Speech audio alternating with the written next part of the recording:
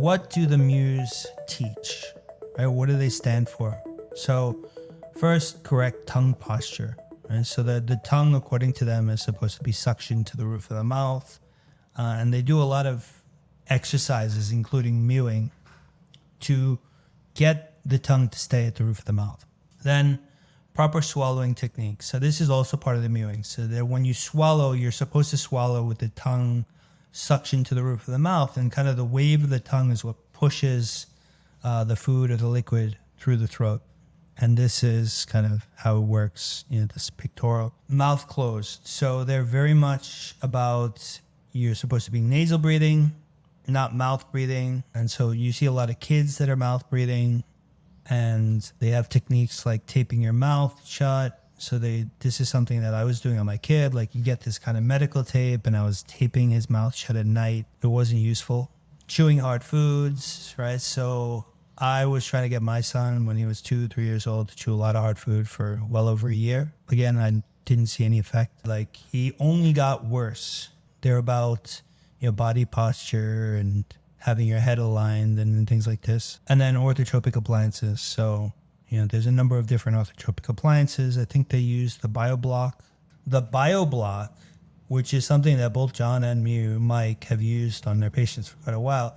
This one completely I disagree with, right? And I have a feeling if you were to look at their patients that have used the biobloc, you would start to see a lot of people that got damaged, right? And it would take some years to see how it had damaged them. But from my understanding, right, the biobloc does not add any vertical height to the bite, and yet you're trying to force expansion.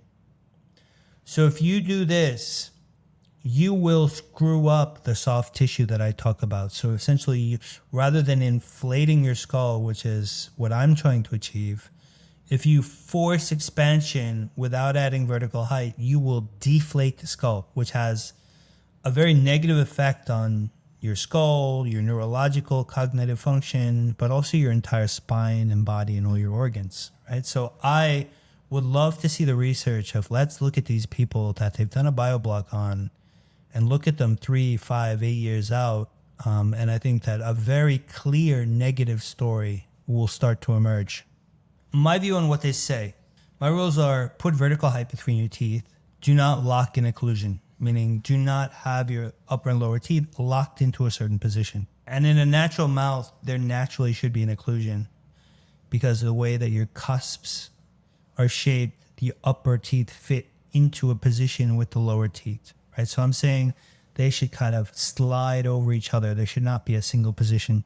So let's go through their tenets. If we look at the numbers 1 to 4, tongue posture, swallowing, what I have seen is that this is a function of rather than the cause.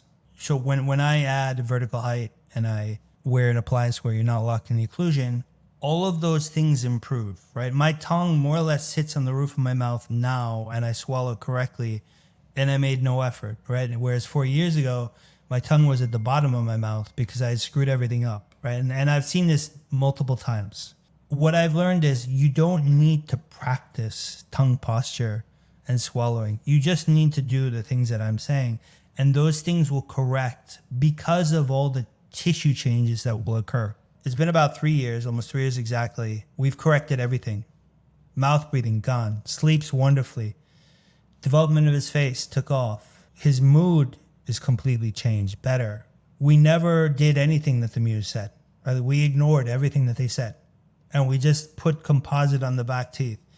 And as opposed to a year and a half of beating ourselves over the head, trying to do what the Mews said and getting nowhere, we fixed everything. I think people that have done mewing and they start doing what I'm saying are going to realize the difference in the results. Like, the results start speaking for themselves. No offense to the Mews. So this is where we agree.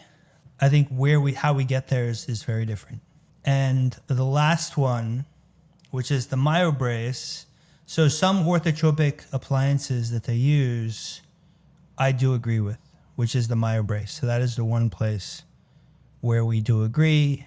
And that's why I have the Revive One, which is a very similar appliance to the myobrace. I think their heart is in the right place. They definitely believe that they're doing the right thing. The way your teeth come together should definitely change. So if you were to wear a myo brace every night, or you were to wear a flat plane splint, you will see that the way that your upper and lower teeth come together changes quite quickly and continues to change.